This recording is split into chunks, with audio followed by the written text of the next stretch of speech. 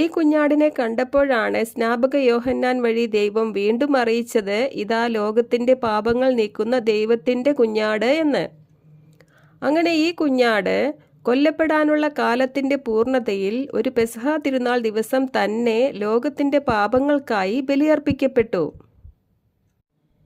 തൻ്റെ പരസ്യ ശുശ്രൂഷ സമയത്ത് പലപ്പോഴും എൻ്റെ സമയം ഇനിയും ആയിട്ടില്ല എന്ന് പറഞ്ഞ യേശു താൻ അർപ്പിക്കപ്പെടാനുള്ള പെസഹ തിരുനാൾ വന്നെത്തിയപ്പോൾ സമയം ആയി, മനുഷ്യപുത്രൻ പ്രധാന പുരോഹിതന്മാർക്കും നിയമജ്ഞർക്കും ഏൽപ്പിക്കപ്പെടും, അവർ അവനെ മരണത്തിന് വിധിക്കുകയും വിജാതീയർക്ക് ഏൽപ്പിച്ചു കൊടുക്കുകയും അവർ അവനെ പരിഹസിക്കുകയും പ്രഹരിക്കുകയും ക്രൂശിക്കുകയും ചെയ്യും എന്ന് അറിയിച്ചു.